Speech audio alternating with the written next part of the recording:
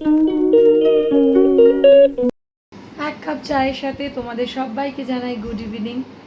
আজকে ভাবলাম যে সন্ধেবেলা থেকে ব্লগটা স্টার্ট করি, তো welcome back to my channel. আর আজকে এখন দেখো ছেলে এখনও ঘুমোচ্ছে, মেয়ে এখানে সবে উঠে বসেছে, আমিও দুপুরবেলা একটু শুয়ে পড়েছিলাম। তা সকালবেলা ভোরবেলা উঠেছি তো মহালয়ার জন্য, তো ভাবলাম যে একটু শুয়ে নিই দুপুরবেলাটা।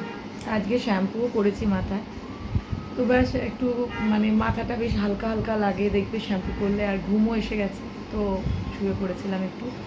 এখন উঠে চা করলাম আর ভাবলাম যে একটু বেরোবো, তাই এখন থেকে ব্লগটা স্টার্ট করছি। আর তোমরাও সাথে থাকো, দেখতে থাকো যে কোথায় যাই আমরা। আর একটু হলে মারপিট লাগতে যাচ্ছিলো ভাই বোনের, কেন কারণটা তোমাদের সাথে শেয়ার করি। হেসো না কিন্তু, তবু শেয়ার করছি। দেখতে পাচ্ছ কি? দাঁড়াও, এরমভাবে দেখাই, তাহলে এই ব্লু শেডটায় তোমরা বুঝতে পারবে। এই যে বাবুর একটা দাঁত খসে গেছে, তো সেই দাঁতগুলো কোথায় জমানো থাকে জানো? আমার ফ্রিজারে জমিয়ে রেখে দেয়। সব যে কটা দাঁত ভাঙছে সে কটা দাঁতই জমিয়ে রাখছে।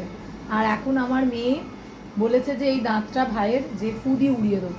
ব্যাস, ইনি বাবু রেগে গিয়ে এক্ষুনি দিচ্ছিল দিদিকে এক ঘা বকা দিতে, তারপর থেমেছে। ভাবো, দাঁতের জন্য একদম মারাত্মক বিদ্রোহ, ভাবো। তাই ভাবলাম তোমাদের সাথে শেয়ার করি ব্যাপারটা, যে দাঁতের জন্য আমার বাড়িতে অশান্তি হয়, দাঁত জমানো নিয়ে। চলো, আমি রেডি হয়ে গেছি, আর আজকে পরেছি এই যে জিন্স আর টপ। চলো এখন বেরোনো যাক, ছেলে মেয়েও রেডি হয়ে গেছে।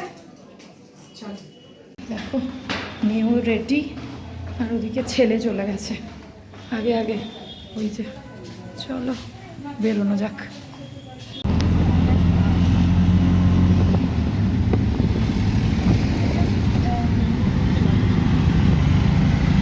জানো তো বন্ধুরা, প্রথমে ভেবেছিলাম একটু বেহালার দিকে যাব, কিন্তু না, মেয়ে বলল না মা, একটু চলো আমরা জোকার দিকে যাই, জোকাতে না একটা সিটি স্টাইল আছে, তো ওখানে একটু ঘুরে আসি। চলে এসেছি ওর কথা মতোই সিটি স্টাইলে। আর দেখো জামা কাপড়গুলো দেখে আমার মেয়ের তো সেরকম একটা কিছু পছন্দ হয়নি, যেটা নেড়ে চেড়ে দেখছিল পিঙ্ক কালারের ড্রেসটা, সেটা ওর সাইজে হলো না। তো তার ফলে আমরা আবার এটা একটু দেখে শুনে চলে গেলাম ওপরের দিকে। ওপরের যে কাউন্টারটা ছিল সেটা হচ্ছে চাইল্ড সেকশন, সেখানে এসে ছেলের দুটো জামাও পছন্দ হলো। প্রায় 299 করে দুটো জামা নিল। জামাগুলোর কোয়ালিটি খুব ভালো ছিল, তাই জন্য নিয়েছি। কিন্তু বিশ্বাস করতে পারবে না, ওই দুটো জামা কিনে বিলিং সেকশানে যে দাঁড়ালাম আমরা, প্রায় 3 ঘন্টা লেগে গেল বিলিং করতে। মানে এদের ব্যবস্থা এত বাজে, মানে বিলিং কাউন্টারে লোক নেই, একজনই লোক বিলিং করছে প্লাস প্যাকও করছে। মানে ভাবতে পারছো কতটা ক্যাওয়াস হচ্ছে, প্রত্যেকটা লোকই খুবই রেগে যাচ্ছিলো, এবং অনেক লোক তো আবার জিনিসপত্র ফেলে দিয়ে বাড়ি চলে গেল, এরকমও হয়েছে। কিন্তু যেহেতু ছেলের খুব পছন্দ ছিল ওর বার্থডে গিফট, তাই আমাদের 3 ঘন্টা দাঁড়িয়েই নিতে হলো। দীর্ঘ 3 ঘন্টা লাইনে দাঁড়ানোর পরে, আর এই যে আইসক্রিম আর এই মিষ্টি নিয়ে বাড়ি ফিরছি। বুঝতে পারবে না, 3 ঘন্টা ধরে লাইনে দাঁড়িয়ে শুধু গেছিলাম আর কি, যেহেতু ছেলের জন্মদিন আসছে, তো এবার আমি বেরোতেই পারিনি, কারণ ওর এক্সাম চলছে, তো আমরা কোথাও সেরকমভাবে যেতে পারিনি। বা কিছু কেনাকাটা টুকটাক যেগুলো ওদের কেনাকাটা, সেগুলো মাঝে মধ্যে বেরিয়ে মানে এক্সামের আগেই করে নিয়েছিলাম, সেগুলো তোমাদের সাথে পরে শেয়ার করে দেবো। আর আজকে গেছিলাম স্পেশালি ছেলের জন্য, যে ছেলের বার্থডের জন্য কিছু দুটো একটা জামা কিনতে করতে মোটামুটি লেগে গেল স্টাইল বাজারে প্রায় 3 ঘন্টা। মানে রীতিমতো লোকেরা ওখানে চেঁচামেচি শুরু করে দিয়েছে যে এত দেরি কেন হচ্ছে, মানে মারাত্মক অবস্থা হয়েছিল আজকে, মানে পা কোমর বলে আর কিছু নেই, মানে সাংঘাতিক অবস্থা। এই তো একটা লোক এই তো ব্যাংকে ট্রান্সফার করছিল, এটা মানে এই তো পেমেন্ট ট্রান্সফার করছে, অন্য জায়গায় চলে গেল পেমেন্টটা, আর ঝামেলা শুরু।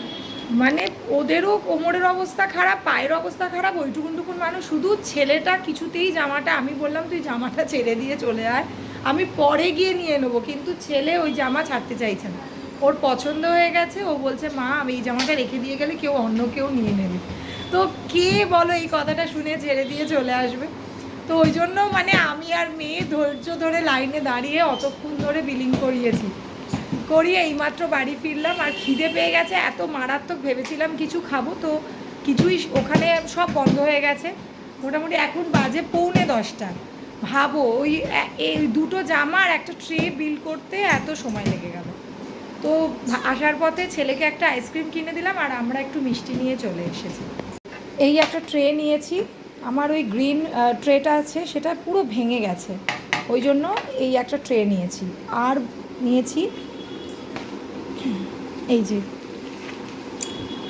এই একটা জামা নিয়েছি ছেলের, এই যে এই জামাটা খুব পছন্দ হয়েছে ওই জন্য নিয়ে নিলাম এটা, নালে নিতাম না আর কি। এই একটা জামা আর একটা নিয়েছি এই যে, খুবই পছন্দ হয়ে গেছিলো তাই জন্য এই দুটো জামা নিয়েছি। এই দুটো জামা আর এই একটা ট্রে, এইটা বিল করাতে প্রায় 3 ঘন্টা লেগে গেল। এই মাত্র বসলাম, একটু কোমরের অবস্থা ভীষণ খারাপ। আর মিষ্টি নিয়ে এসেছি জানো, একটু বেকড রসগোল্লা নিয়ে এসেছি, ওটা খাওয়ার পরে খাবো। আর এখন না মারাত্মক খিদে পেয়েছে, এখন আপাতত মানে এই চকলেট ক্ষীরকদম এই নিয়ে এসেছি, এখন এটা খাবো, মারাত্মক খিদে পেয়েছে। রাত্রে ডিনারে রয়েছে ভাত, আর একটু ভাত বানাতে হলো, গরম গরম বানিয়ে নিলাম একটু ভাত, কারণ ভাত কম ছিল, 3 জনের হবে না, এটা মাইক্রোতে গরম করে নিলাম। আর বানিয়েছি একটু পনিরের তরকারি, ক্যাপসিকাম দিয়ে একটু শাহি পনির মতন একটু বানিয়েছি। এই যে এইটা দিয়ে আজকে এখন ডিনারটা সারবো। যেটা আজকে রাত্রিবেলা খেয়ে শোবো ভেবেছি সেটা হলো এইটা। তোমাদের আগেই বললাম খুব খিদে পেয়েছিল, তখন তো কিছু খেতে পারিনি, তো নিয়ে চলে এসেছিলাম। মেয়ে বললো মা এটাই খাবো, দেখো ইয়ে ভালো বেকড রসগোল্লা, এটা মেয়ের প্রচণ্ড ফেভারিট, আমাদের সবারই। তো এইটা এখন খাওয়া হবে। রাতের ডিনার তো দেখলে তোমাদের কমপ্লিট হয়ে গেল, আর এখন যেটা নিয়ে বসেছি সেটা যেটা দেখলে ভাগ করলাম, বেকড রসগোল্লা। মানে মাঝে মধ্যে না রাত্রিবেলা ভীষণ ক্রেভিং হয়, কারণ আমি মিষ্টি মোটামুটি খাই না, মিষ্টি আনাও হয় না খুব একটা, কারণ মিষ্টি আমরা কেউই খুব একটা খাই না। তো মাঝে মধ্যে ওই ক্রেভিং হলে তখন আর কি আনা হয় আর কি। এখানে দেখো ছেলেও বসে গেছে আর এখানে মেয়েও বসে যাচ্ছে। তো চলো মিষ্টিটা খেয়ে তারপর শুতে যাব, কালকে আবার ছেলের এক্সাম আছে, ইংলিশ এক্সাম আছে, কালও ভোরবেলা উঠে আবার স্কুল যাবে। তো আমার এই ছোট্ট সব ব্লগ তোমাদের কেমন লাগলো অবশ্যই জানিও। আর যদি ভালো লাগে থাকে তাহলে যারা ফেসবুক থেকে দেখছো তারা আমার পেজটা ফলো করে দিও, আর যারা ইউটিউব থেকে দেখছো তারা আমার চ্যানেলটা সাবস্ক্রাইব করে নিতে কিন্তু ভুলো না। চলো দেখা হচ্ছে পরের আবার একটা নতুন ইন্টারেস্টিং ব্লগের সাথে, ততক্ষণের জন্য টাটা, গুড নাইট।